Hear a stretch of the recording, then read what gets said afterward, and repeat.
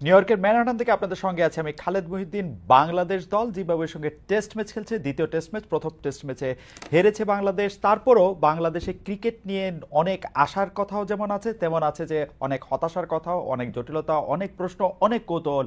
এই সব বিষয় নিয়ে কথা বলতে আমাদের সঙ্গে আছেন বা বিসিবির মাননীয় প্রেসিডেন্ট জনাব ফারুক আহমেদ, বাংলাদেশ ক্রিকেট দলের সাবেক অধিনায়ক, দুর্দান্ত ব্যাটসম্যান, দুর্দান্ত সিলেক্টর। আমাদের সাংবাদিকদের মধ্যে আমরা যখনই ফারুক ভাই দায়িত্বে থাকুক আর না থাকুক, আমরা বিভিন্ন সময় বিভিন্ন বিশেষজ্ঞ মতামত নিতে আমরা ফারুক ভাইয়ের কাছে অনেকবার গিয়েছি। ফারুক ভাই, আপনি আমাদের সাথে যুক্ত হয়েছেন, আমাদের শুভেচ্ছা, কৃতজ্ঞতা জানবেন। ধন্যবাদ।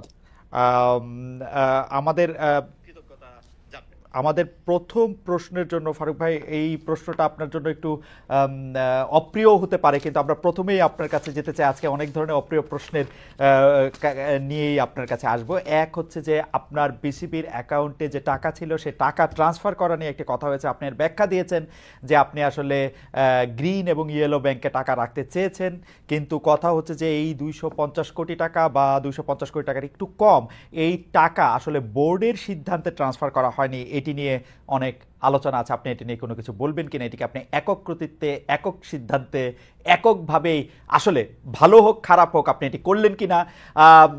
আপনি আমাকে অনুমতি দিলে একটু এটা এরকম বলতে পারি, ওই ব্যাংকগুলি, যে ব্যাংকগুলিতে আপনি টাকা রাখলেন, তাদের থেকে আপনি বিশেষ কোনো সুবিধাও পেলেন কিনা? যদি ওই প্রশ্নটি করতে আমার একটু অস্বস্তি হচ্ছে, তারপরও ফারুক ভাই আপনি বলি আমি এটা করলাম, আপনি নিশ্চয়ই এই ব্যাপারটা আমাদেরকে একটু বললেন যে টাকা ট্রান্সফার আপনি একক সিদ্ধান্তে করলেন কিনা।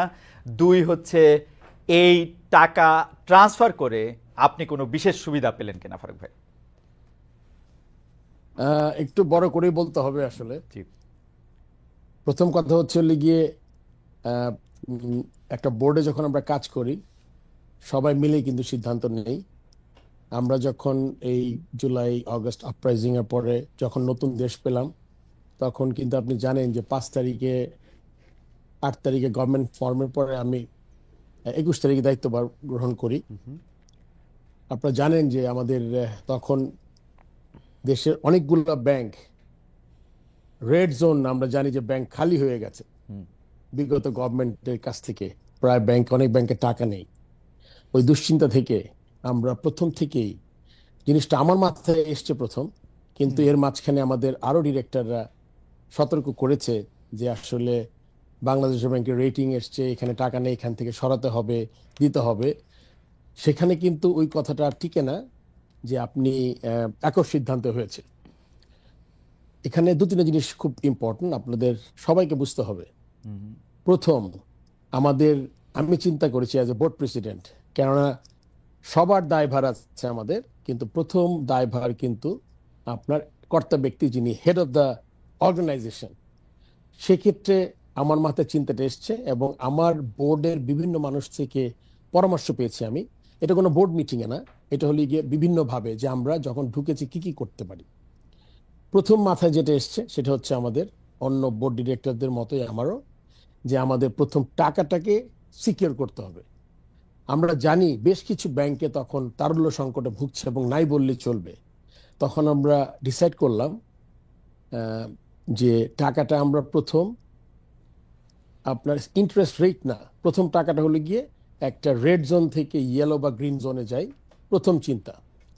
তারপরে চিন্তা আসলো আমার মাথায় যখন দেখলাম ওখানে ইন্টারেস্ট রেটও বেশ কম, 8 থেকে 9, 7.5 আছে, সরকারি ব্যাংকও আছে ওখানে। সো ওই ভয় থেকে আমরা চিন্তা করলাম যে আমাদের ব্যাংকে টাকাগুলো আগে নিয়ে যাই। তারপর আমরা রেটের ব্যাপারে আসলাম, যে ইন্টারেস্ট রেট যদি বেশি পাওয়া যায় তাহলে আমাদের বোর্ডের আপনার ইনকাম বাড়বে। থার্ড যেটা চিন্তা করেছি, যেটা আমার আগের যারা বোর্ডে ছিলেন, যদিও আগের বোর্ডের মানে এখন আমি আগের বোর্ড নিয়ে কাজ করছি, 8 জন আগের বোর্ডের, আর 15 জন দেশ থেকে চলে গেছেন। তারা যখন যে কাজটা করেছেন তাদের থেকে আমি তখন মনে করেছিলাম যে যদি ইন্টারেস্ট রেটটা বেটার হয়, তারা ব্যাংকে আমরা টাকা রাখবো শুধু ইন্টারেস্ট রেট দেখে না, তাদের থেকে আমাদের ব্যাংকে স্পন্সরশিপ। কারণ আপনি জানেন ইনফ্রাস্ট্রাকচার ডেভেলপমেন্টে you need sponsors, which is a very integral part of the board. তখন চিন্তা করলাম তার সাথে আবার স্পন্সরশিপে যোগ করলাম যে আমি যাকে টাকা দিব ইন্টারেস্ট রেট বাড়বে, বেস্ট ইন্টারেস্ট রেটে দিব, তারপর আবার আপনার স্পন্সর নিব। এখন আমি একটা জিনিস সবার কাছে এই কোয়েশ্চেনটা করতে চাই, ব্যাংকের প্রথম হলো কি রেড থেকে ইয়েলো অ্যান্ড গ্রিন, ব্যাংকে গেলাম, তারপরে বেস্ট ইন্টারেস্ট রেট পেলাম, অন টপ অফ দ্যাট 8 কোটি 10 কোটি টাকা স্পন্সর নিলাম। এরপরে আর কোনো মার্জিন থাকে কিনা আমার কোনো জানা নাই আসলে। অ্যান্ড আপনার কোশ্চেন দিয়ে স্ট্রেট করি, একটা মানুষ তো মিলাবে যে একটা মানুষ তার career as a cricketer, as a selector, একটা মানুষ কিন্তু হঠাৎ করে আপনি বুঝতে পারবেন না এটা মানুষ কেমন। তো সেই দিকে বিবেচনা করলে আপনার ওখানে কোনো আর্থিক লেনদেন কোনো প্রশ্নই ওঠে না, ওখানে কোনো মার্জিনও ছিল না। বরং আগে যেভাবে ছিল সেখানে আপনার ওখানে মার্জিনটা বেশি ছিল। যখন 8.5 থেকে আপনি 11.5 12 যাবেন ইন্টারেস্ট রেট, তার সাথে স্পন্সরশিপ যোগ হলে, এবং অন টপ অফ দ্যাট আমি এটাও চেয়েছি যে তারা আমাদের ইনফ্রাস্ট্রাকচার ডেভেলপমেন্টও আসবেন, লাইক প্রতিশ্রুতি পেয়েছি আমি প্রায় 25-30 কোটি টাকা। সো দিস ইজ এটা মানে in a nutshell that the reason. And সবাই বোর্ডের জানতো, এবং সিগনেটারি আপনি জানেন যে আমি সিগনেটারিটাও আমি নেইনি বোর্ড প্রেসিডেন্ট হওয়ার পরে। এটা একটা কথা আসে যে সিগনেটারি পরে হয়েছে। আসলে প্রথম আমার মিটিং যেদিন আমি প্রেসিডেন্ট হলাম, ওই রেজুলেশনে 21 তারিখে আমাদের একজন বোর্ড ডিরেক্টর দেশ থেকে চলে গেছেন, তার জায়গায় আমরা আরেকজনকে ডিরেক্টরকে আমরা সিগনেটারি করেছি, যেটা আমার হাতে নেই। তারাই এখনো সব চেক সই করছেন, সবকিছুতে সই করছেন।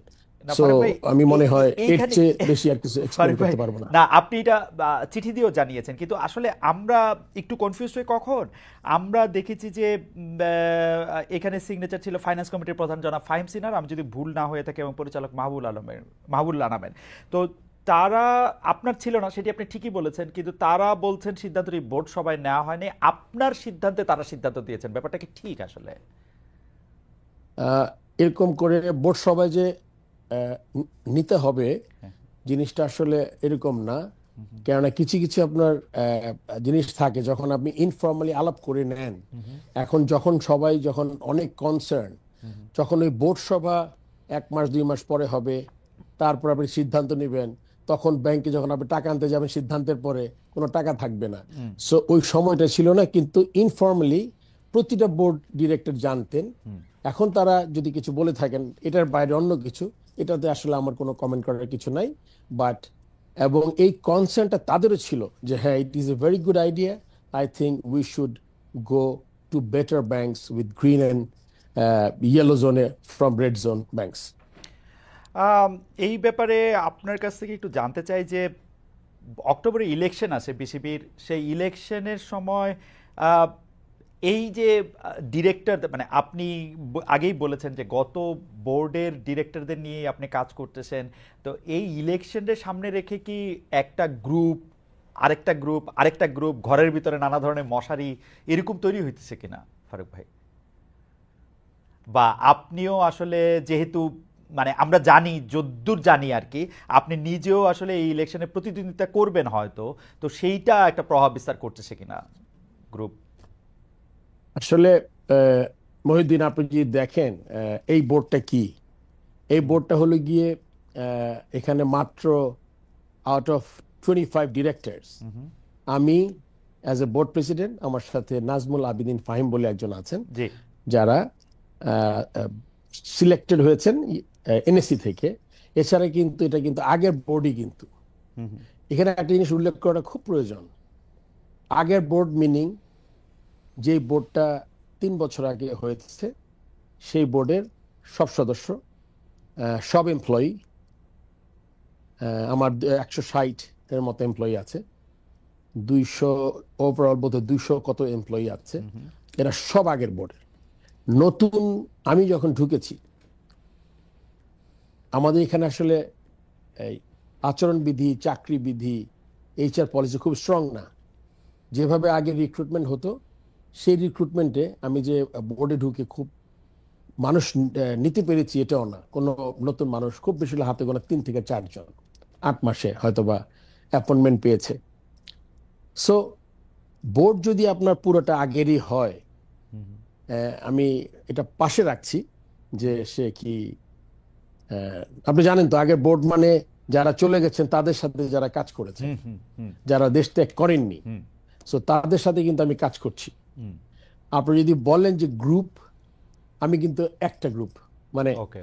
ইনফ্যাক্ট আমার সাথে আরেকজন আছেন, হুম হুম আমাদের দুইজন কিন্তু নতুন, আর the whole set up is the same. Hmm আমি কারো চাকরি নেইনি, হুম কেউ টার্মিনেট হয়নি, একটা বা দুইটা ছেলেকে সাসপেন্ড একটা নোটিশ করেছি, খুব সম্ভবত একটা ছেলেকে টার্মিনেশনের একটা নোটিশ করা হয়েছে, এটাতে একটা পিরিয়ড থাকে 3-4 মাসের। সো আপনি যদি মনে করেন যে এসেই সবাইকে 30-40 জনকে চাকরি টার্মিনেট করেছি, হুম সাসপেন্ড করেছি, এরকম কিছু করি নাই। কেননা এটা একটু সময় নিয়ে বলছি, তার কারণ হচ্ছে গিয়ে আপনি যেই সেট আপে আসবেন, হুম হুম ওই সেট আপে কিন্তু ক্রিকেট বোর্ডের কাজ কিন্তু বন্ধ থাকতে পারবে না। হুম আপনি ঘুম থেকে উঠবেন, হুম আমি যখন ক্রিকেট বোর্ডে আসি, হুম আমরা পাকিস্তানকে 2 টেস্ট হারিয়ে দেশে এসেছি, হুম ইন্ডিয়া এসছে, সাউথ আফ্রিকা এসছে, হুম হুম আন্ডার 19 ইউএই এসছে, সাউথ আফ্রিকান একটা এজ গ্রুপের টিম এসছে, হুম মহিলা world cup was a big challenge. হুম হুম যে চ্যালেঞ্জটা আমরা ঢাকায় হওয়ার কথা ছিল আপনি জানেন, সেই মহিলা ওয়ার্ল্ড কাপকে আমরা আইসিসির সাথে নেগোশিয়েট করে আমরা কো পার্টনার খুঁজেছি, অ্যান্ড অনেকে ইন্টারেস্টেড ছিল।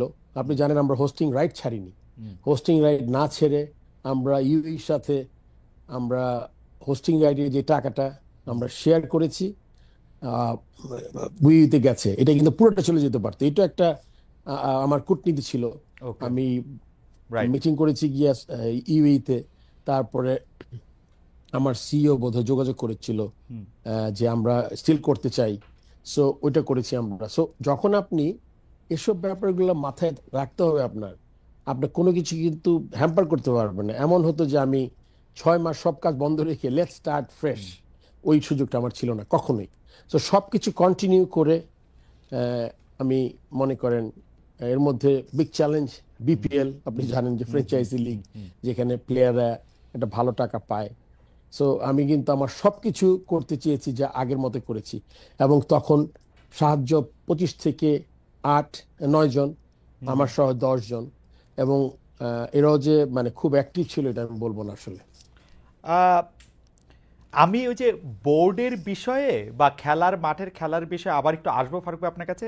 আরেকটি বিষয়, যে বিষয়টি আপনার বিরুদ্ধে একটা বড় অভিযোগ, এই অভিযোগটা তুলছেন সাংবাদিক জুলকারনাইন সায়ের, আরও অনেকে, যে কোনো একজন জনাব এস এম রানা, যিনি একজন অভিযুক্ত, তাকে আসলে বিসিবির অফিসিয়াল হিসেবে দেখিয়ে 2 রাত রাখা হয়েছে, যার খরচ বহন করছে বাংলাদেশ ক্রিকেট বোর্ড, একই ব্যক্তিরে বিমানের টিকিটও দিছে বিসিবি। এবং এই জনাব এস এম রানা তিনি অভিযুক্ত এবং একজন পলাতক, একজন আপনার সাথে এক ধরনের সখ্য আছে তার। এবং কেউ কেউ বলছেন আপনি যেহেতু নারায়ণগঞ্জে ব্যবসা করেন অনেকদিন আগের থেকে, আপনার সাথে সখ্য আছে আওয়ামী লীগের সাবেক সংসদ সদস্য জনাব শামীম ওসমানের, তার আত্মীয় স্বজনের, এবং এই এস এম রানার ব্যাপারটা যদি একটু বলতেন ফারুক ভাই। আসলে খালেদ, এস এম রানার ব্যাপারটা বলতে হবে এভাবে। আপনি একটু আগে উল্লেখ করেছেন নারায়ণগঞ্জের। জি। আমি নারায়ণগঞ্জে, আপনি জানেন যে আমার বাবার ব্যবসা সব নারায়ণগঞ্জে। হুম হুম আমার বাবা পাটের ব্যবসা করতো।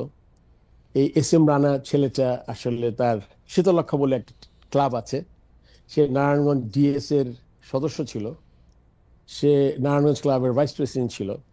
আমার বাবা যেহেতু পাটের ব্যবসা করতেন, আমাদের শীতলক্ষাতে বেশ কিছু জমি ছিল, যখন গোডাউন ছিল পাটের। শীতলক্ষা থেকে এই রানা শীতলক্ষা ওইভাবে পরিচয় হয়ে সে আমার জমিটা বেচাকেনাতে হেল্প করেছে তখন। So okay. আপনি এটা হলো একটা, তার সাথে আমার পরিচয়ের কথা বললাম, এবং ডে বাই ডে ও টিম চালাতো, নিজে ক্রিকেটার ছিল, এভাবে পরিচয়। এখন শামীম ওসমানের সাথে নারায়ণগঞ্জের এমপি ছিলেন সে, তার সাথে আমি ফর্মার ক্যাপ্টেন, চিফ সিলেক্টর, আমি নারায়ণগঞ্জ ক্লাবের মেম্বার, তার সাথে যে আমার কখনো দেখা হয়নি এটা বললে তো ভুল কথা হবে, আমি তাকে দেখেছি। হুম হুম কিন্তু আপনার সখ্যতা, তার সাথে সম্পর্ক, এগুলো কখনোই ছিল না। আর আমার জানা মতে রানার কোনো পলিটিক্যাল অ্যাফিলিয়েশন নাই, ওকে। সে কোনো দলের সদস্য না, কোনো কাউন্সিলর না আমার জানা মতে। তারপর আপনি বলেছেন আমার সাথে সে গেছে। এখন আমি আপনাকে যে কথা এইভাবে বলি, রানা কিন্তু আমার সাথে আরেকটা জায়গায় গেছে। হুম হুম সে সিলেটে গেছে বিপিএল এ, ওই ছবি কিছু হয়তো আপনি দেখতে পেয়েছেন বা সংবাদ মাধ্যমে আমি ঢাকায় দেখেছি। সিলেটে কিন্তু তার কোনো বিল নেই। চিটং এর ব্যাপারে এটা আসলে কোনো ভুল হয়েছে, আই এম শিওর, বিকজ আমার এরকম পরিচিত, কারণ সে তো কোনো কমিটিতে নাই। যদি সে ক্রিকেট কমিটিতে থাকে বা কোনো কমিটিতে থাকে তাহলে কিন্তু সে প্রেসিডেন্টের সাথে সফর সঙ্গী হতেই পারে। যেমন আমি টেস্ট খেলতে দেখতে যাব, আমার লজিস্টিক্স, আমার এক্সিকিউটিভ, আমার ডিরেক্টরদের যেতে পারবেই, সো এরকম যেতে পারে, কিন্তু সে কিন্তু কমিটি না। সে আমার সাথে গেছে খেলা দেখতে, অ্যান্ড ওই 2 রাত অ্যান্ড প্লেনের ভাড়া এটা আমার অবশ্যই চেক করতে হবে, বাট যদি এটা হয়েও থাকে ইট ওয়াজ জাস্ট এ মিস্টেক। কেননা তাহলে হতো কি, এর মধ্যে তো আপনাকে বললাম অনেকগুলা খেলা হয়েছে, বিপিএল এর খেলা 3-4টা ভেন্যুতে হয়েছে, 3টা ভেন্যুতে হয়েছে। তারপরে আপনার যেটা কথা এসছে, আমার মনে হয় এটা সাউথ আফ্রিকার কোনো ম্যাচের হবে, কিন্তু তারাই কিন্তু বিপিএল এর খেলা সে দেখতে গিয়ে তারপরে আপনার ওই বিলটা হয়তো মিসপ্লেসড হয়েছে। তো ওইটা যদি এরকম হয়, তাহলে ওইটা যদি মিস্টেক হয়, তাহলে ডেফিনেটলি মানে if Rana is not around then আমার পয়সাটা দিতে হবে। না, ইন্টারেস্টিং ব্যাপার হচ্ছে যে আপনি মানে আপনার সাথে সংশ্লিষ্টতা জনাব রানার সাথে বলে এরকম করা হচ্ছে যে আপনি আসলে তাকে দেশ থেকে চলে যেতে বা অন্যভাবে সাহায্য করতেছেন বা অন্যভাবে কি স্টেপ কিছু নিতেছেন, এই টাকা বা 2 রাত 1 রাত থাকাটাই আসলে মুখ্য ব্যাপার না। তাকে আপনি মানে উনি আইনের চোখে ধুলা দিচ্ছেন, অভিযোগটা হচ্ছে আপনি তাতে সাহায্য করছেন বড় একটা চেয়ারে বসে। এটা এটা যদি কেউ প্রমাণ করতে পারে হ্যাঁ, আমি কাউকে একটা ফোন করেছি রানার ব্যাপারে, তাহলে কিন্তু আমাদের আলোচনাটা অন্যরকম হবে। আচ্ছা, আমি কোনো এসপি, ডিসি, নারায়ণগঞ্জের এনি পিবিআই, যারা যারা সংশ্লিষ্ট যারা আছেন আইন শৃঙ্খলা রক্ষাকারী, তাদের যদি কোথাও কোনো সম্পৃক্ততা পাওয়া যায়, বরং এটা একটা উল্টো, মানে রানার সাথে আমাকে মিশিয়ে এটা একটা স্টোরি করা হচ্ছে, যেটাকে আমাকে ডিমিন করা হচ্ছে। আচ্ছা, ব্যাপারটাকে বুঝাতে পেরেছি আমি আপনাকে? আমার মনে হয় যে মোটামুটি এই ব্যাপারটা আমি বুঝতে পেরেছি, দর্শকরাও নিশ্চয়ই আপনার ভাষণটা শুনেছেন। আমি আবার একটু বোর্ডে ফিরে তো আসি। কেউ কেউ একটা কথা বলতেছেন, নামটা আমি না বললাম, কিন্তু কথাটা হচ্ছে অনেকটা এরকম, আগে যেমন বোর্ড মানে ছিল হচ্ছে আবাহনীর একটু দাপট, চোখ রাঙানো, এখন দাপটটা হয়ে গেছে মোহামেডানের, এবং এই চোখ রাঙানোটা নানা জায়গায় মানে এটা সংক্রামিত হচ্ছে। আপনি আসলে এই ব্যাপারটা নিয়ে অনেক কিছু করতে পারতেছেন না, মানে আসলেই কি এখন আগে যেমন বোর্ড বলতে আবাহনী, আমি খুলেই বলি, বোর্ড বলতেই আবাহনী, বোর্ড বলতেই বেক্সিমকো, বোর্ড বলতেই পাপন ভাই, যদিও উনি প্রেসিডেন্ট ছিলেন, বোর্ড বলতেই সালমান এফ রহমান, এরকম ছিল। এখন কি এইটা আবার উল্টায় গিয়ে এটা আবার মোহামেডানের কাছে চলে গেছে অন্যায়ভাবে? আপনি এটাকে কেমন ভাবে দেখেন ফারুক ভাই? এটা আমার মনে হয় আসলে কিছু কোয়েশ্চেন অ্যান্সার করতে হয় কি, হ্যাঁ, আমরা খুব তাড়াতাড়ি কনক্লুশনে চলে আসি। আচ্ছা, মোহামেডান যে আলাদা কোনো আমার থেকে ফেভার পাবে এটার সম্ভাবনা কম। আপনি বলেছেন যে আরেকটা কি তৈরি হচ্ছে নাকি, আমি আমার ব্যাপারটাকে ক্লিয়ার করে নিই। মোহামেডান ক্লাবের আমি কখনো কোনো অফিসিয়াল ছিলাম না, আমি কখনো খেলিনি, আমি কোনো ক্যাপ্টেন ছিলাম না, আমি মোহামেডান ক্লাবের কাউন্সিলর চাই না। আপনি একটু আগে ইলেকশনের কথা বলেছিলেন, সেটার কোনো সম্পর্ক নাই। তো আমার কাছে কোনো এক্সট্রা বেনিফিট পাওয়ার কোনো সম্ভাবনা নাই। চাপ দিয়া, আর আমরা চাপ খুব দিয়া, তাড়াতাড়ি চাপ দিয়া, খুব খুব চাপ খুব দিয়া, তাড়াতাড়ি কনক্লুশনে, চাপ আমি বুঝতে দিয়া, পারছি আপনার কথা, খুব তাড়াতাড়ি আপনাকে চাপ আমরা দিয়া। কনক্লুশনে এসে যাই। এখন না না না, এই বিষয়ে অনেকগুলো কথা আসবে, জি, আমি বলছি আস্তে আস্তে। জি, আপনার বুঝতে হবে বাংলাদেশ ক্রিকেটের হিস্ট্রিতে কোনো ধরনের চাপে কোনো প্লেয়ার, কোনো tournament, right from premier league to third division, একটা খেলা একদিনের জন্য পিছায় নাই। প্রত্যেকটা খেলা অন টাইম। আপনি জেনে খুশি হবেন আজকে ফাইনালের মতো ম্যাচ হলো, মোহন আবাহনী খেলা হয়েছে, আবাহনী চ্যাম্পিয়ন হয়েছে, মোহন রানার্স আপ হয়েছে। আমার কাছে চাপের কথা যদি বলেন, আমার ক্যারেক্টারের সাথে চাপটা আসলে যায় না। কেন যায় না আপনাকে আমি বলে দিচ্ছি খুব সুন্দর করে। 2016 সনে একটা পার্টিকুলার যখন আপনার চিন্তা করেছিল বোর্ড 2 টায়ার সিলেকশন প্যানেল, আমি বলেছিলাম এতে করে ইনস্টিটিউশন ধ্বংস হবে। কেননা সিলেকশন কমিটির চেয়ারম্যান খালেদ মহিউদ্দিন হবে না ফারুক আহমেদ হবে এটা কিন্তু ইম্পর্টেন্ট না। ইম্পর্টেন্ট কি সিলেকশন কমিটির চেয়ারম্যান পদটা। আপনারা যখন টায়ার করবেন তখন সিলেকশন কমিটিটা হয়ে যাবে হলো অ্যাকাউন্টেবিলিটি কমে যাবে। আপনি যখন টিম খারাপ খেলবে তখন আপনি খুঁজে পাবেন না কে দায়ী। ভালো খেলবে যারা বস তারা সামনে এসে দাঁড়াবে। সো চাপের কথা আমার কাছে হবে না, বিকজ ক্রিকেট বোর্ডে বিরাট সম্মানের জায়গা, আল্লাহ আমাকে একটা এত ভালো জায়গায় বসিয়েছেন যাতে আমি দেশের জন্য কিছু কাজ করতে পারি, যেটা আমি সবসময় চাই। এছাড়া আমার কোনো ব্যক্তিগত এজেন্ডা নাই ক্রিকেট বোর্ডে। অনেকের অনেক ধরনের এজেন্ডা থাকে। ছোটবেলা থেকে ন্যাশনাল টিমে খেলেছি, খুব তাড়াতাড়ি ক্যাপ্টেন হয়েছি, press was with me, camera was with me all along. ভালো খেলি খারাপ খেলি লাইমলাইটে ছিলাম। সৎ হিসাবে মানুষ জানে খুব ভালো করে যে আমি মানুষ হিসাবে কেমন। এটা আসলে শত্রুরা কিছু দুই একজন ছাড়া, আপনি জানেন যে যাদের কোনো এজেন্ডা আছে তারা ছাড়া কিন্তু এটা তারা জানে যে আমার অনেস্টিটা কেমন as a chief selector also. Because আমি যে সময় 2003-এ চিফ সিলেক্টর এবং 2013-তে চিফ সিলেক্টর, তখন আমি একটু আগে বলেছেন চাপ, বিরাট চাপ। আমরা যখন খেলতাম তখন আবাহনী মডার্ন এমন সিলেক্টররা করেছে, দেখো তো 4টা আবাহনী হয়েছে, 5টা মডার্ন না হলে কিন্তু বিরাট ঝামেলা হবে, এটা কিন্তু করা যাবে না 5-5। আমি কিন্তু যখন সিলেকশন করতাম আমার চশমাটা থাকতে হলে গিয়ে টিনের চশমা বলি আমি আর কি, কিছু দেখা যাবে না কি নাম আবাহনী না মডার্ন। সবার আগে দেশ, তারপরে ক্রিকেট দল, তারপর আমার কোন জায়গায় কাকে দরকার। সো চাপে আমার যেটা একটু আগে বললাম, যদি এজেন্ট আমার থাকে, যদি শুধুমাত্র হয় ক্রিকেট বোর্ডের প্রেসিডেন্ট থাকবো আর আমার কোনো বেনিফিট নাই, তাহলে তো এখানে চাপের কোনো কোয়েশ্চেন আসে না। কেননা আপনি জানেন আমি কিন্তু আপরাইজিং এর পরে 8 তারিখ গভর্নমেন্ট ফর্ম হওয়ার পরে আমি কিন্তু বোর্ডের প্রেসিডেন্ট হয়েছিল গিয়ে কত 13 দিনের মধ্যে, 21 তারিখের মধ্যে। সো এমন না যে খুব এইম ছিল যে আমি বোর্ডের প্রেসিডেন্ট হব একদিন। আমাকে খুঁজে বের করা হয়েছে যে কে এই কাজটা করতে পারে। ফারুক ভাই আমি একটু বলি, আপনার এই অবস্থান, এই দৃঢ় অবস্থান আমরা সবসময় দেখে আসছি।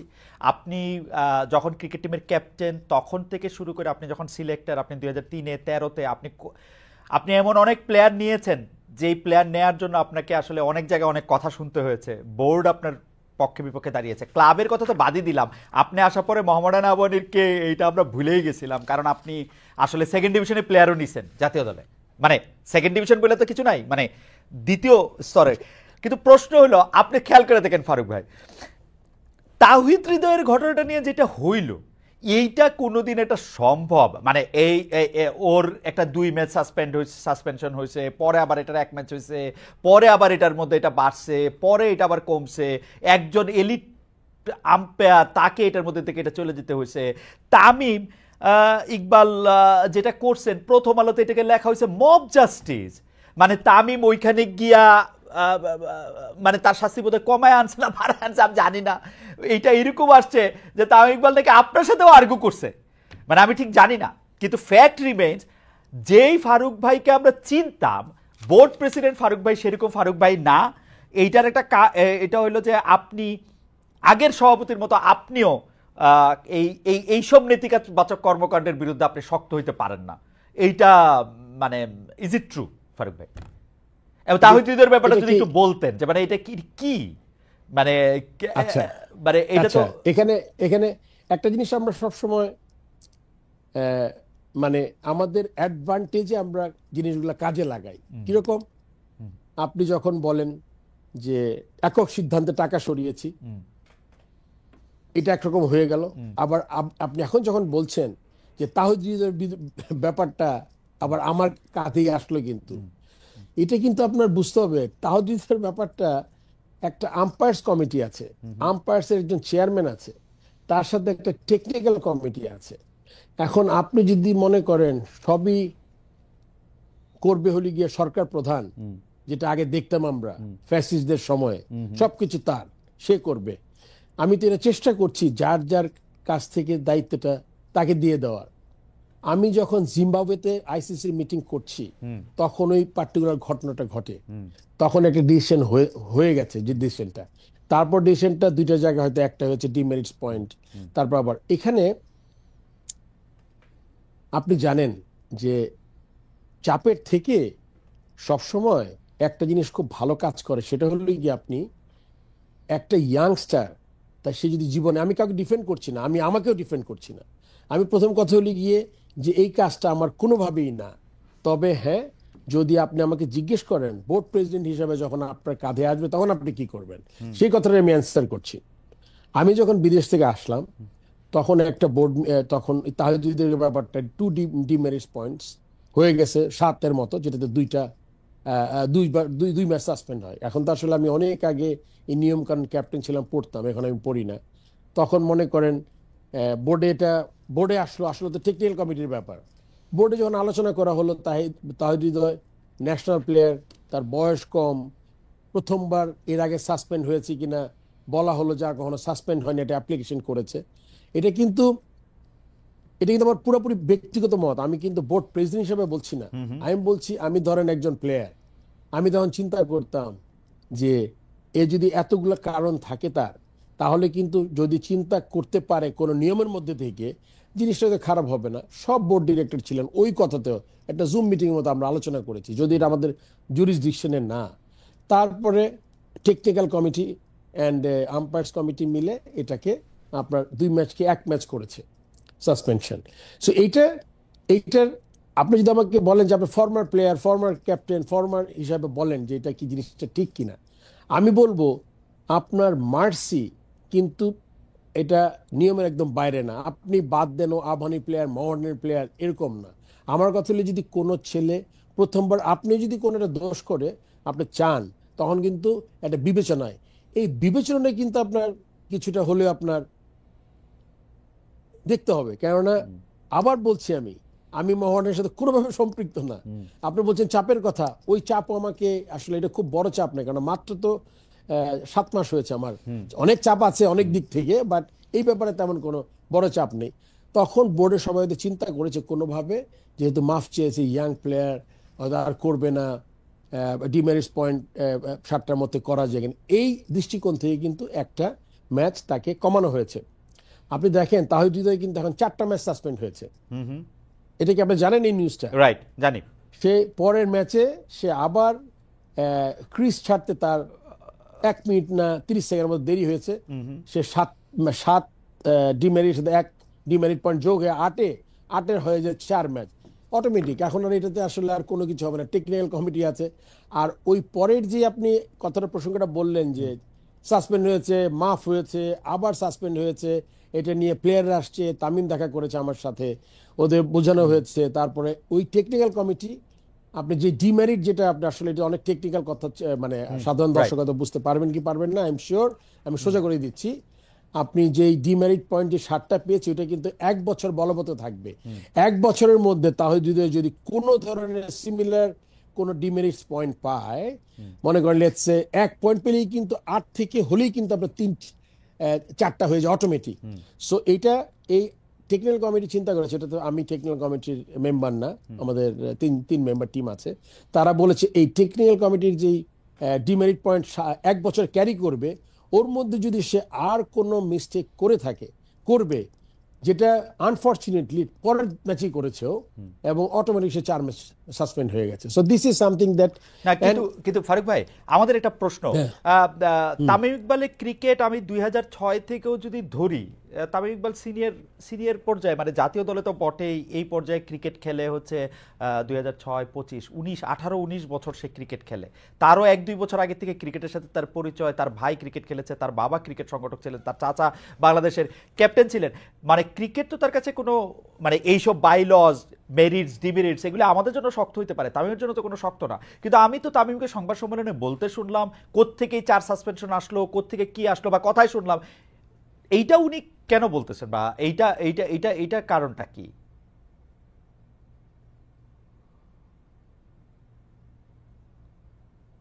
এটার কারণটা আসলে আমার কাছে, আমি আসলে এটা অ্যান্সার করতে পারবো না।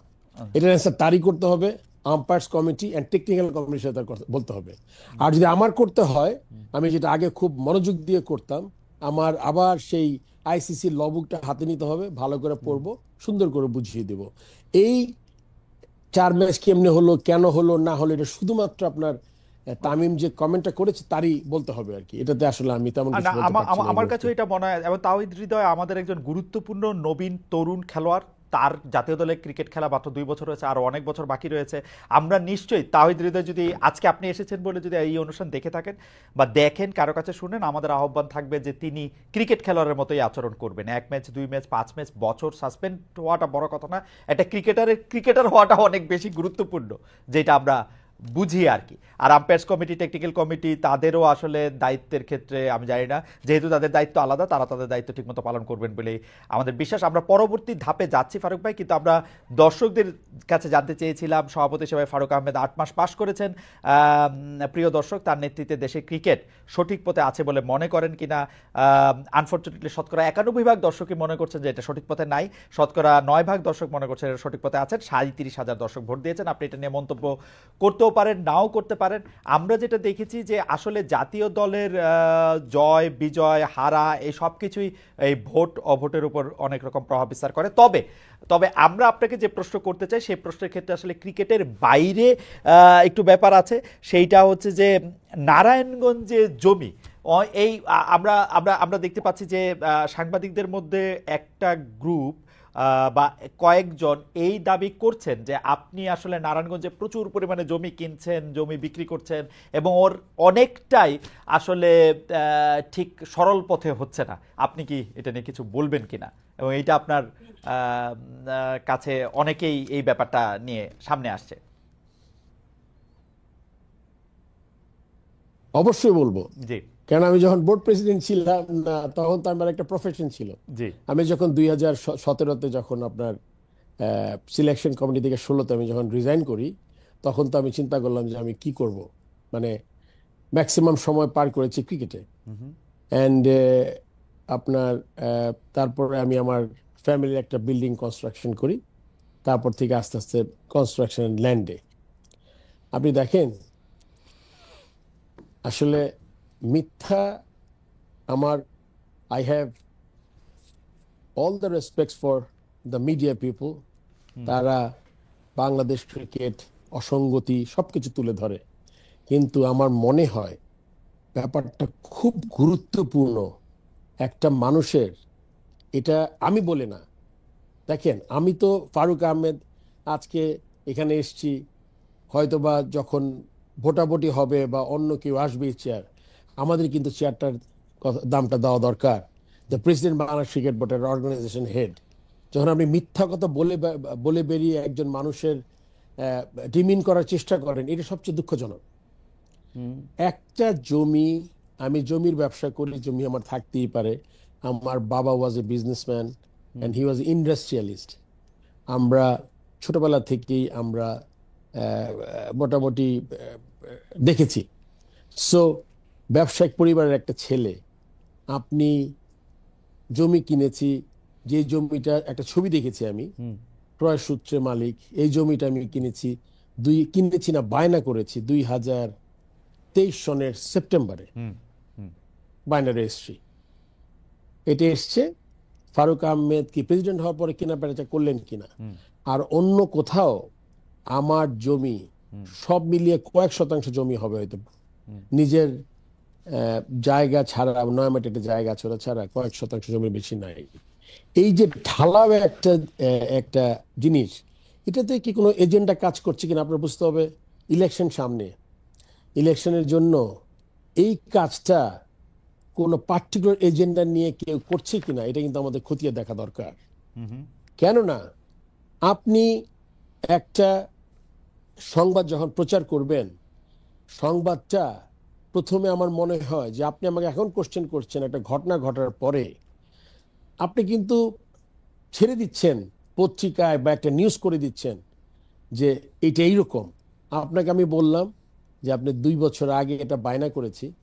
আমার সাইনবোর্ড, আপনি জানেন সাইনবোর্ডটা টাঙানোটা খুব জরুরি বাংলাদেশে। আপনি দেখে থাকবেন আগে আমরা দেখতাম যে মানে আমি লিখতাম ফারুক আহমেদ ফরমার প্লেয়ার, এরকম কিছু।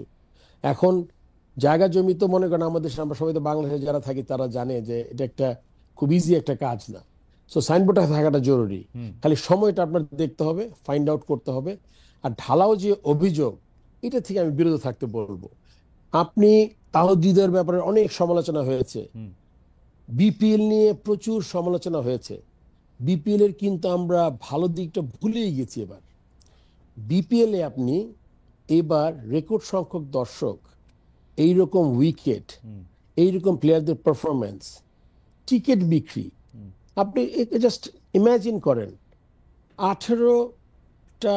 8টা বিপিএল এ 15 কোটি টাকা টিকিট বিক্রি করেছেন আপনি। আমি একটা বিপিএল এ ডিজিটাল প্ল্যাটফর্মে গিয়ে, এটা অনেকে পছন্দ করেনি জিনিসটা, ওখানে গিয়ে আমি টিকিট বিক্রি করেছি 12.5 কোটি টাকা, আর টিকিটিং পার্টনার নিচ্ছে আরো 1 কোটি টাকা, 13.5 কোটি টাকার টিকিট বিক্রি করেছি আমি। সো আপনি জাস্ট ইমাজিন, এক বিপিএল এ আমি ক্রস করেছি, আমি 8টা বিপিএল এর সমান টিকিট বিক্রি করেছি। সো ভেস্টেড ইন্টারেস্ট যাদের আছে, তারা তো মনে করেছে যখন টিকিট দিয়ে শুরু হয়েছে, এটা কিন্তু আলটিমেটলি শুধু টিকিটে থামবে না। যত সব জায়গায়, এই যে আপনি প্রথমেই যেটা আমরা আলোচনা শুরু করেছিলাম, ব্যাংকে টাকা দেয়াটা, এই ব্যাংকের টাকা দেয়াটা দিয়েও কিন্তু আমি এবার বছরে 6.5 থেকে 7 কোটি টাকা ইন্টারেস্ট বেশি পাবো। আর আপনি যদি বলতেন যে আপনার রেড ব্যাংক থেকে রেড ব্যাংকে গেছে টাকা, তাহলে কিন্তু আমি একটা there is something that you can এখানে think of. একটা কথা আসে যে আপনি 250 কোটি টাকা নিয়েই নাড়াচাড়া করলেন কেন, বাকি 900 কোটি টাকার 750 কোটি টাকা ঠিক আছে, 650 কোটি না টাকা?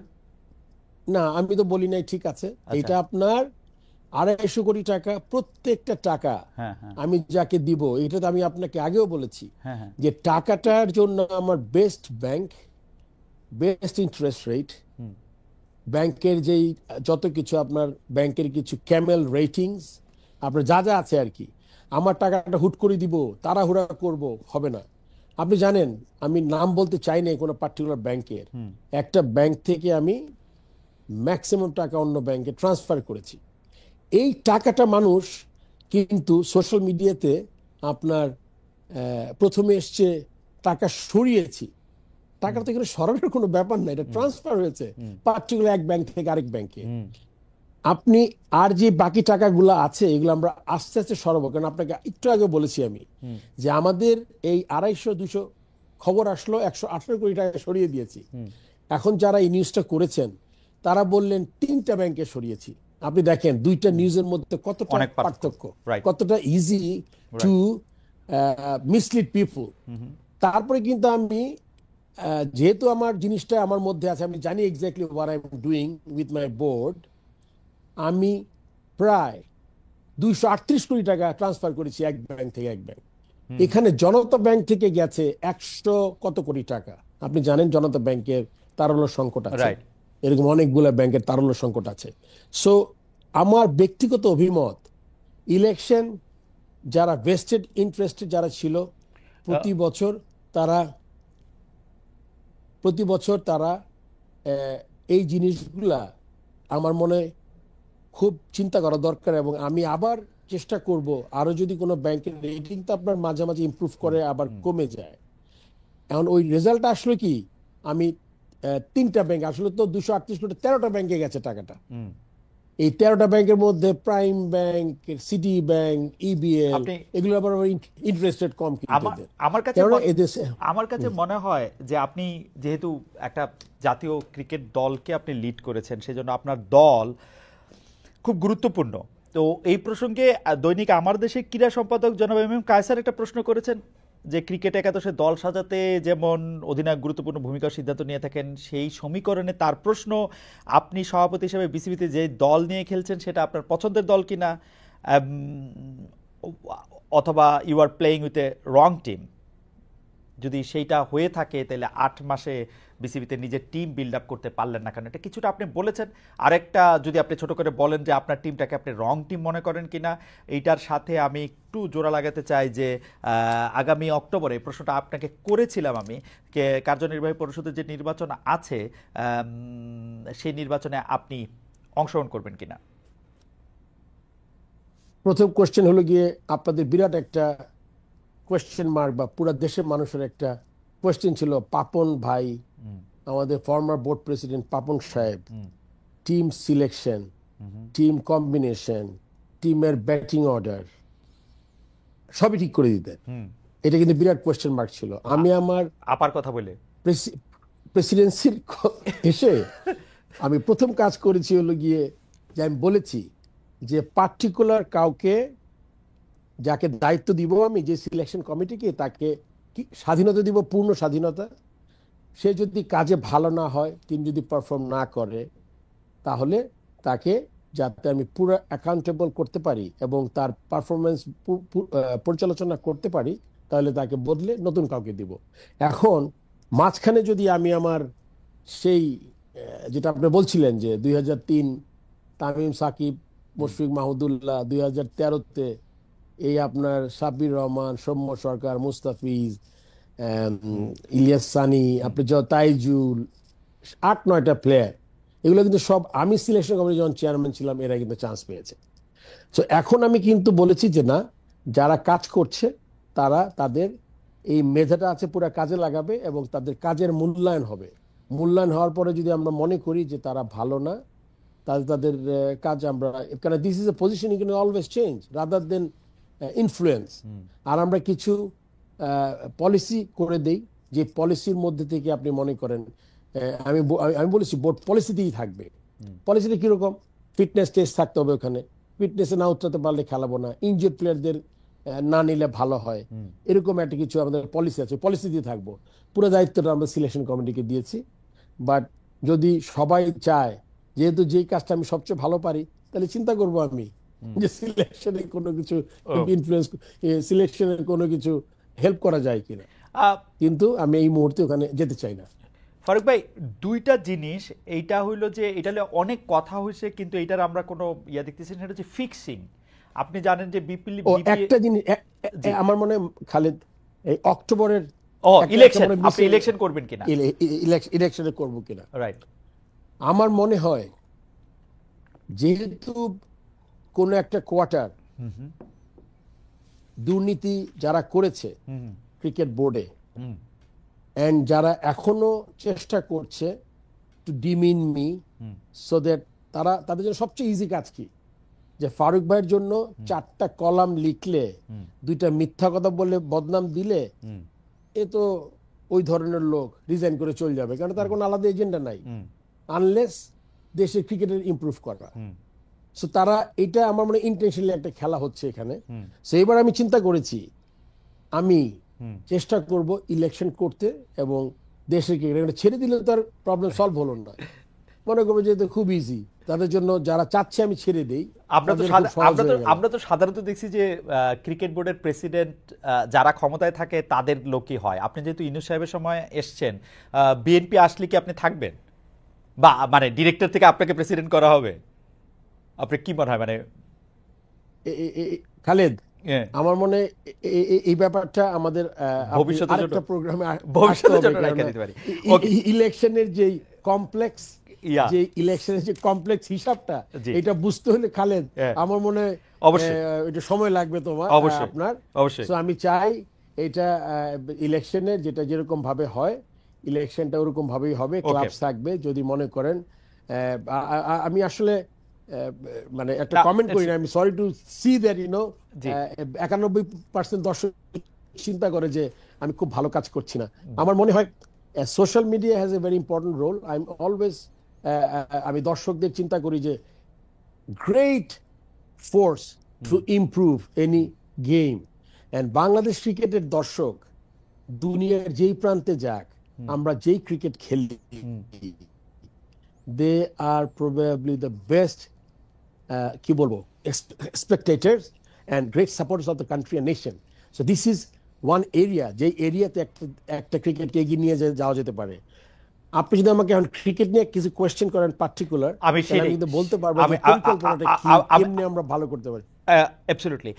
আমি ফিক্সিং নিয়ে একটু জানতে চাইছিলাম যে ফিক্সিং নিয়ে একটা কথা হইতে থাকে, বিপিএল এর ফিক্সিং নিয়ে অনেক কথা হয়েছে, বাংলাদেশের খেলা একটা টেলিভিশনে দেখানো হইতেছে, তারপরে সেইখান থেকে আসলে কি বলে জানি জুয়ারিরা বেটিং করতেছে এটার উপর, এবং এর উপরে ফিক্সিং হচ্ছে। এইবার আমরা এবার এবার এবার এবার এই ক্লাব ফুটবলেও আমরা একই জিনিস আমরা দেখলাম, গুলশান আর শাইনপুকুরের খেলা সম্ভবত একই জিনিস দেখলাম কিনা এটা বলা আগেই ঠিক না, কিন্তু চোখে দেখে যা মনে হয় আর কি তা মনে হইলো। এই ব্যাপারগুলি নিয়ে আসলে বোর্ডের ভাবনা কি ফিক্সিং নিয়ে? এটাও একটা লম্বা প্রসঙ্গ, আমি শুরু করতে চাই। এবার কিন্তু আপনি জানেন যে প্রথমবারের মতো বিপিএল তো টেলিকাস্ট হয়, আমাদের ফ্র্যাঞ্চাইজি টুর্নামেন্ট। এবার ঢাকা প্রিমিয়ার লিগও আপনার টেলিকাস্ট হয়েছে, এবং আমরা সবাই নিজের চোখে দেখেছি অনেকগুলা সুবিধা টেলিকাস্টে। প্রথম সুবিধা, আম্পায়ারিংটা কেমন হচ্ছে, অ্যাসেসমেন্টটা বেটার হয়। কেন আপনি জানেন ঢাকাতে শুধু মিরপুর স্টেডিয়ামে খেলা হয় না, আমরা 3-4টা ভেন্যুতে একসাথে খেলি। বিকেএসপিতে 2টা মাঠ, ঢাকা স্টেডিয়াম, তারপর আপনার পিকেএসএফ একটা জায়গা আছে। সো সব জায়গায় যে টিভির জায়গাটা, তাতে করে আপনি অ্যাটলিস্ট বুঝতে পারেন যে কি হয়। এখন তো আমি খুব খুশি, আমি বলবো না খুব খুশি, অ্যাটলিস্ট আমরা জানি এখন কতগুলো পার্সেন্টেজ ম্যাচ আপনার ফিক্সিং বলবো না, সন্দেহের তালিকায়। কারণ ফিক্সিং শব্দটা খুব একটা কঠিন ব্যাপার, কারণ আপনার এটা করার জন্য একটা বিসিবির একটা আলাদা অ্যান্টি করাপশন ইউনিট একজন অফিসার আছেন, উনি ইনভেস্টিগেশন করেন। আপনি জানেন যে আমরা বিপিএল এর যে কথাগুলো উঠেছে, ওটার উপর ভিত্তি করে আমরা একটা ইন্ডিপেন্ডেন্ট কমিটি করে দিয়েছি, যারা হেডেড বাই ফর্মার জাজ, উনি হাইকোর্টের, ওনার আর প্লাস দুইজন, একজন শাকিল কাশেম শ্রদ্ধেয়, উনি ক্রিকেট খেলতেন, আরেকজন শেলি বলে একজন আরেকজন লয়ার, খুবই, তারা এখনো কাজ করছেন, তারা প্রচুর ইন্টারভিউ করেছেন। আমরা কাজটা শুরু করেছি কিন্তু জাস্ট রাইট আফটার বিপিএল শেষ হয়েছে 7 তারিখে, খুব সম্ভবত জানুয়ারি, আর আমরা কাজটা শুরু করেছি 15 তারিখ থেকে। আপনি এখনো কাজ করছে তারা, ফেব্রুয়ারির এখনো তারা কাজ করছে, 2 মাস প্রায় শেষ। খুব শীঘ্র আমরা রিপোর্টটা পাবো, তারপর হয়তো ওই ফিক্সিং এর ব্যাপারে।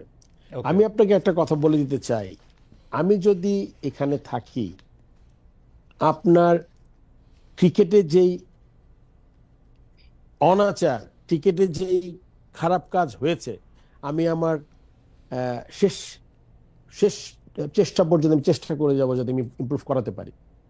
ক্রিকেটে গত 10-12 বছরে যা হয়েছে, এটা আসলে as a former cricketer, captain, এটা আমি কোনোভাবেই আমি জাস্ট ধাতস্থ হতে পারি না, এটাকে আমি জাস্ট অ্যাকসেপ্ট করতে পারি না। ফারুক ভাই, আপনি তো এটার পার্ট ছিলেন কিছু সময়, টাকা পয়সা কি মানে বাংলাদেশের জাতীয় ক্রিকেটের একটা পার্ট ছিলেন কিছু একটা সময়, যেহেতু আপনি চিফ সিলেক্টর ছিলেন, সেই সময় কি আপনি টের পেয়েছিলেন যে চিফ সিলেক্টরের সাথে টিমের পার্টিসিপেশন, টিমের খেলা, এটা কিন্তু আসে না।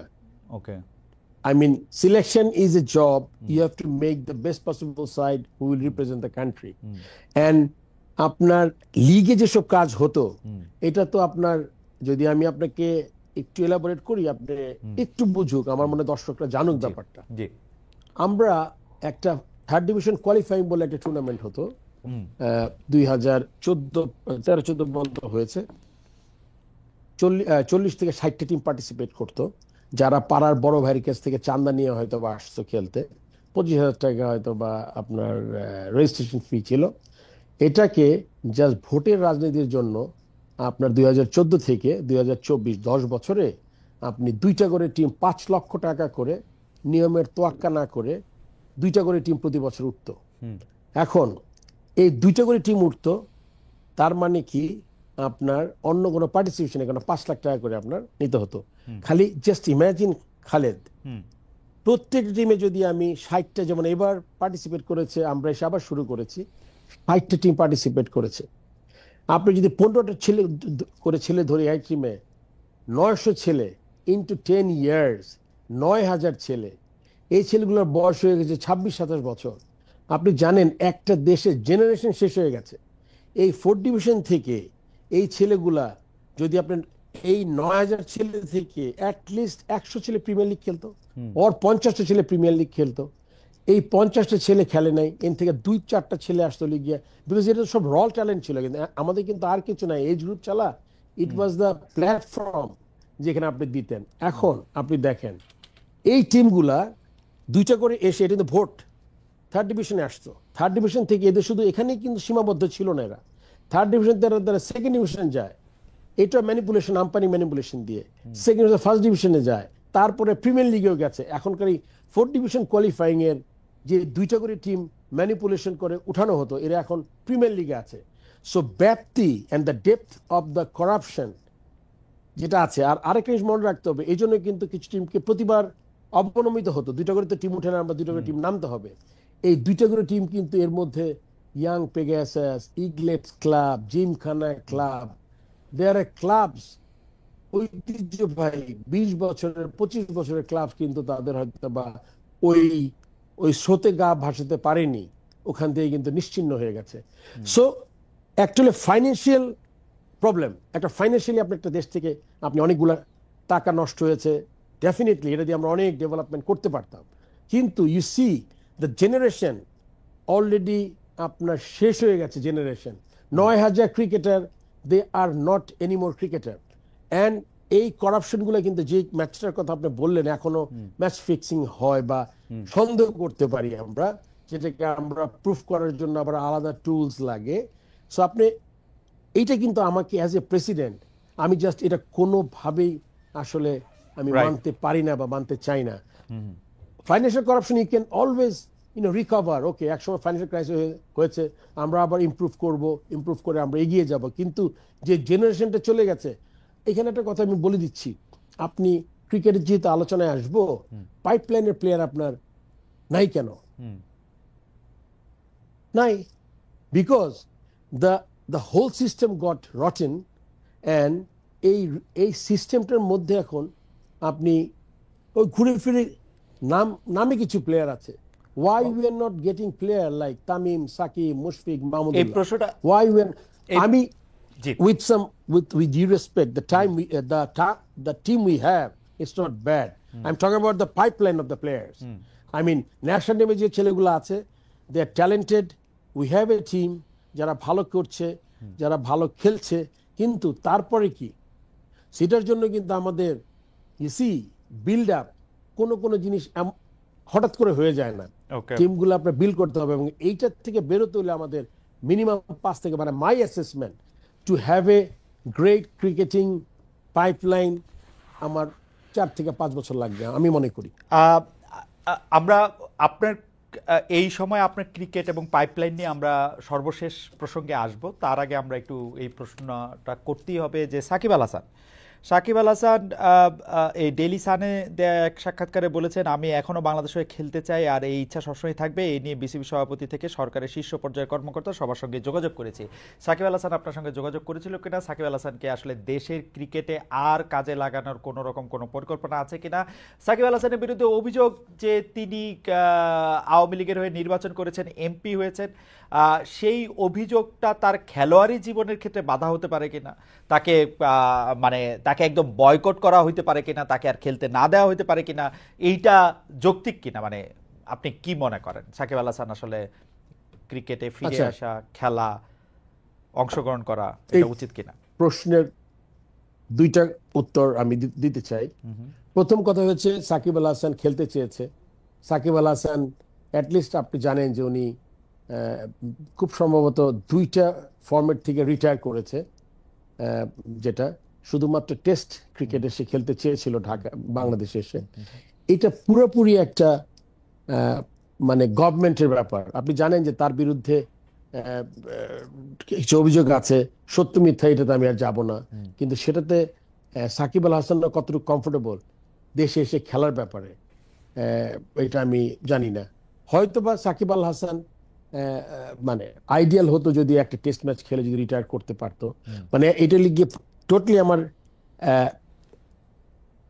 প্লেয়ার হিসেবে আমার পয়েন্ট অফ ভিউ, যে সে যেহেতু খেলেছে 17-18 বছরে, but at the same time এটা আসলে পুরোপুরি একটা গভর্নমেন্ট ডিসিশন, বিকজ তার তার তার এগেনস্টে যে কোনো যদি অভিযোগ থেকে থাকে, এটা আসলে পুরোপুরি দেখবেন আপনার, আই মিন গভর্নমেন্ট আহ, দেখবে এটা। আসলে আমি ক্রিকেট এমনি ক্রিকেট বোর্ড হিসেবে আমার খুব বেশি কিছু করার নেই এখানে।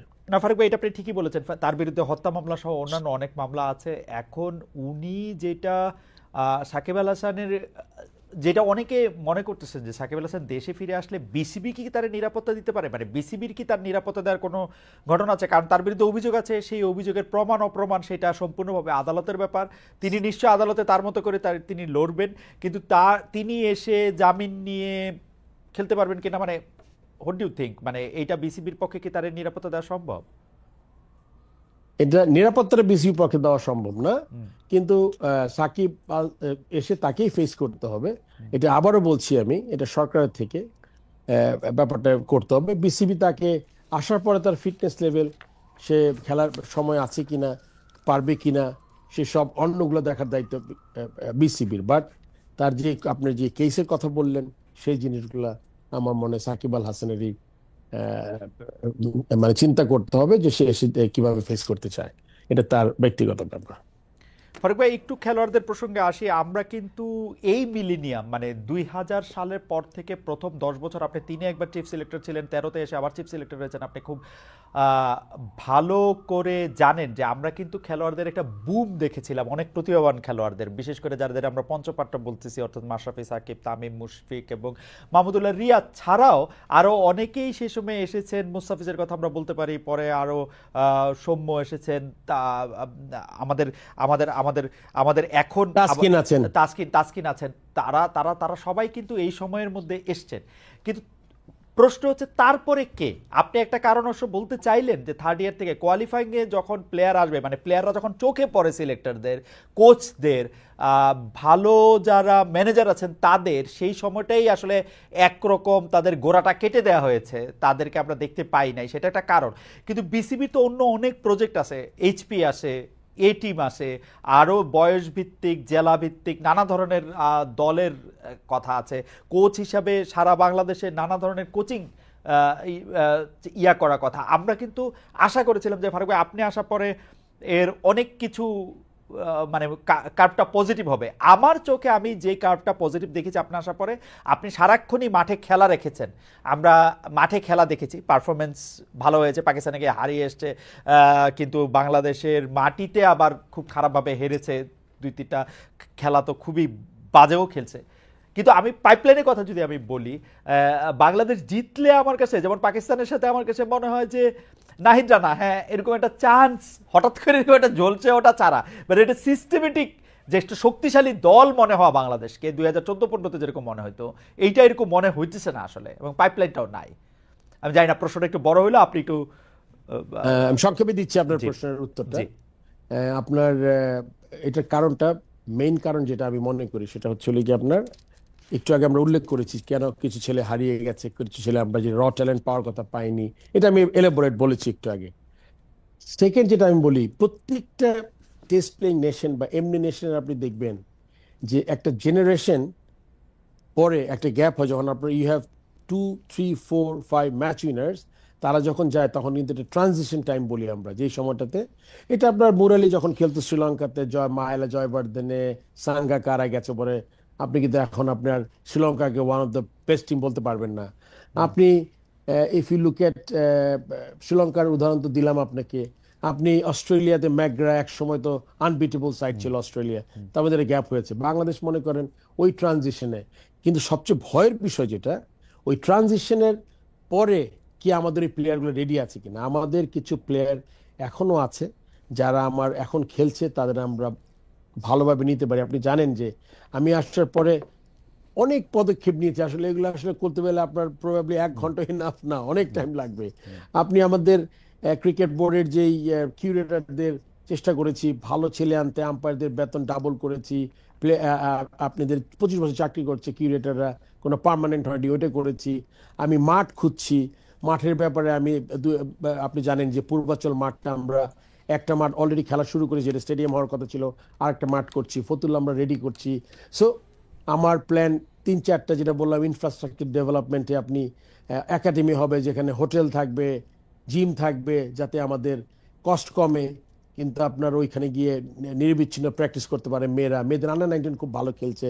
আপনি জানেন যে আমাদের এখন ক্রিকেট বোর্ডে আমরা আমার একটা কথা ছিল যে যখন আমি প্রেসিডেন্ট হলাম যে আমাদের দেশি কোচদের একটা ব্যবস্থা করবে।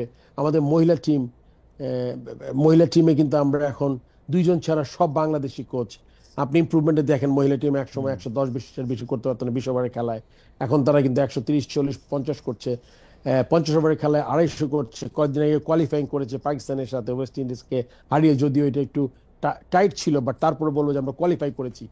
আপনি এখন যে গ্যাপটা হয়েছে, এই গ্যাপটা আমাদের সিরিয়াসলি কাজ করার সময় হবে। অ্যান্ড এই সিরিয়াসলি কাজ করলে আপনার একটা সময় একটু সময় লাগবে এখন, বিকজ যেটা বললাম যে আমাদের 4-5টা ম্যাচ উইনার একসাথে কিন্তু তারা মাঠে চলে গেছেন। এই জায়গাগুলো রেডি করতে হলে আপনার প্লেয়ার আছে, কিন্তু পার্টিকুলারলি ওদের বুঝতে হবে যে ওর পার্টিকুলার রোল কি। অ্যান্ড সেক্ষেত্রে আপনি ন্যাশনাল টিমে সালাউদ্দিনকে আমরা সিনিয়র অ্যাসিস্ট্যান্ট কোচ করেছি, আরও আরেক দুজনকে আমরা ঢুকাবো চিন্তা করেছি। এই টিমে আপনি দেখেন, এই টিম আন্ডার 19 টিম সবগুলো। কিন্তু ফারুক ভাই, আপনাকে তো আর সবকিছুর জন্য দায়ী করা যাবে না। তারপর আমি আপনাকে বলি যে এই আপনার যে সাকিব, তামিম, মুশফিক, রিয়াদ, তারা প্রায় একই সমবয়সী, মানে খেলার বয়সের দিক দিয়া তারা যে একসাথে চলে যাব, এইটা তো একরকম বোঝার জন্য আর কোনো বড় বুদ্ধি লাগে না। তো ওইটার জন্য কি আসলে মানে মুশফিকের যাওয়ার সময় আস্তে আস্তে এরকম মুশফিকের মতো এরকম একজন প্লেয়ার এর মধ্যে থেকে চান্স দিতে দিতে পিছনে দাঁড়ায় থাইকে দেওয়া, এই ব্যাপারটা কি ছিল? আমরা ক্রিকেট বোর্ডকে বা সিলেকশন বোর্ডকে কিন্তু প্রায় দেখেছি পপুলিস্ট হইতে, মানে হঠাৎ করে ধোয়া উঠলো যে এখন বিজয়কে নিতে হবে, সৌম্যকে বাদ দিতে হবে, সৌম্যকে নিতে হবে, লিটন সরকারকে বাদ দিতে হবে, লিটনকে নিতে হবে, রনিকে বাদ দিতে হবে, মানে মানে একটা পুরা, আপনি জানেন ফারুক ভাই আমি কি বলতেছি, মানে এইটা ওই একদিনে খবরের কাগজ পড়লে বুঝে যেত যে এইবার সিলেক্টররা কি সিদ্ধান্ত নিবে। এইটা কেন হয়েছে? মানে একজন প্লেয়ারে ব্যাক কইরা যে তার পিছনে দাঁড়ায় থাকা, ওইটা তো আমরা দেখি নাই খুব বেশি। সত্যি কথা, আপনি যে নামগুলো বললেন এগুলো সব কিন্তু 4, 5, 7, 10 বছর ধরে খেলছে বাংলাদেশ টিমে, এই প্লেয়ারগুলোর নাম করেছে। একটা নতুন ছেলের নাম আপনি বলতে পারেননি। এবং আর আমি নতুন ছেলে, আমি এই 6-7 মাসে কোনো নতুন ছেলে আমি ইনজেক্ট করতে পারবো না, এটা কিন্তু সিলেক্টরদের দায়িত্ব। হ্যাঁ, আমি প্রসেসটা, সিস্টেমটা রেডি করে দিতে পারি। আমি এইচপির যে আমাদের চেয়ারম্যান আছেন ওনাকে আমি পুশ করতে পারি, লেটস স্টার্ট। যেটা আমরা, যে জিনিসগুলো আমরা পিছনে ফেলে এসেছি, যে জন্য আমাদের নষ্ট হয়েছে পাইপলাইন, ওই জিনিসগুলো আমাদের জন্য আপনার অপেক্ষা করতে হবে। বাট এটা বলার সাথে সাথে আপনি যে নামগুলা এক নিঃশ্বাসে বলে ফেলেছেন, it has got some significant. এই ছেলেগুলাকে আমরা কোন ফরম্যাটে, কোন সময়ে, কি স্পেসিফিক ট্রেনিং করিয়ে খেলাবো, এবং এদের খেলাতে খেলাতে আমাদের কিন্তু নিচের পাইপলাইনটা রেডি করে ফেলতে হবে 2-3 বছরের মধ্যে, যেটা আমি মনে করি। আমার কিন্তু এখনো পাইপলাইন বলবো না, এখনো we have 25 players, 20 to 25 players for 3 formats আছে। কিন্তু এদের সুযোগটা, এদের পিছনের সময়টা, কে কোন ফরম্যাটের জন্য পারফেক্ট, এটা আসলে আমি যেই কাজটা করতে আমি সবচেয়ে বেশি ভালোবাসি, ক্রিকেটের প্লেয়ারদের সাথে সময় কাটানো, ক্রিকেটের ইমপ্রুভমেন্টে কাজ করা। এখন তো আমি বাউন্সার সামলাচ্ছি, বাউন্সার ক্রিকেটে বাউন্সার শব্দটা তো আপনি জানেন। এখন বল আসছে সব মাথার উপর দিয়ে, ডান দিক থেকে বা দিক থেকে। সো এইটা আমি চাই না। আমি চাই, I want to give more to the nation as a former captain, former chief selector. যে কাজটা আমি সবচেয়ে ভালো পারি, এই কাজটা আমি যদি করতে পারতাম সবচেয়ে ভালো হতো। I have become administrator, probably we have a very little hand. I have 9, with due respect, we have 9, 8 directors, but enough না আমার মনে কাজ করার জন্য। আমাদের জন্য এখন, আমি মনে হয় আপনার সময় শেষের দিকে, আমার মনে হয় আমাদের সময় এসছে। এই সময় আমরা সবাই মিলে যেই আছে, আমার মনে ডিফারেন্সেস থাকবে, দেয়ার উইল বি অপোজিট। আমি যদি ইলেকশন করি তাহলে আমি তো ইলেকশন করব, আমি এখনো ওয়ান ম্যান, মানে sorry, due respect to everyone, one man না, আমি কাজ করছি, আমার সাথে লোক আছে। বাট আমি মনে করি যে যদি 25 জন হতো, এই কাজটা আমরা ভালোভাবে এগিয়ে নিয়ে যেতে পারতাম। আর আমি আশা করি journalism, they are a very strong stakeholder of the game. Just like player number one, তারপরে board officials, journalists. ফারুক ভাই জার্নালিস্টরা তো সারাক্ষণই ক্রিকেট বোর্ড, ক্রিকেটের ভালো মন্দ নিয়ে তারা অবশ্যই একটা স্টেক হোল্ডার, আপনি আগে পরে সবই জানেন। কিন্তু এই সময় এসে তো জার্নালিজম বা প্রশ্ন করা এটা একটা কঠিন কাজ হয়ে দাঁড়াইছে। আপনি নিশ্চয়ই দেখছেন তিনজনের চাকরি চলে গেছে। এখন কি কারণে গেছে, তারা আবার ফেরত পাইবো কিনা, কি প্রশ্ন করলো, এই প্রশ্নে এত কি অফেন্স নেয়ার আছে, মানে প্রশ্ন করলে কেন অফেন্স নেয়ার আছে এইটা আমি বুঝি না। কিন্তু ফ্যাক্ট রিমেন্স তিনজনের চাকরি চলে গেছে। আপনি দেখেন এই সংস্কৃতি উপদেষ্টারে কি প্রশ্ন করছিল, এই জন্য চলে গেছে। আমরা আশা করব যে আপনি বাউন্সার আসলে আপনি প্রোটেক্টিভ গিয়ার পরে আসবেন, ব্যাট দিয়ে বলারের মাথায় বাড়ি দিবেন না, এবং আপনি যেরকম স্ট্রেট ব্যাটে খেলতেন সেরকম স্ট্রেট ব্যাটেই খেলবেন, অন্য জনের মতো হইবেন না যে প্রশ্ন করলো চাকরি চলে গেল, ফেসিবাদের দালাল হয়ে গেল। আর এই প্রশ্ন খারাপ করলে এরে বাদ দেন। আমার ফুল রেসপেক্ট আছে, আমার ফুল রেসপেক্ট টু দ্য জার্নালিস্ট, আপনারা যারা কাজ করে যাচ্ছেন অক্লান্ত ভাবে। আমি চাই আপনারা বাংলাদেশ ক্রিকেটে হেল্প করবেন।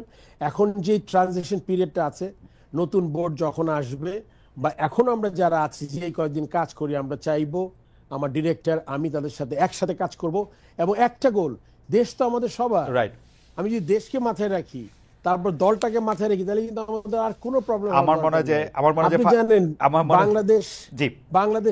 বাংলাদেশ দেশটা আমরা আমাদের ইয়াং ছেলে, আমার যে অ্যাডভাইজার আছেন আসিম মাহমুদ এনে দিয়েছেন, আসিম মাহমুদ যেভাবে ব্যাক করেছেন আমাকে, আমি I have full respect in him. I hope. আচ্ছা, আরেকটা জিনিস ফারুক ভাই, এইটা একটু জিজ্ঞেস করি।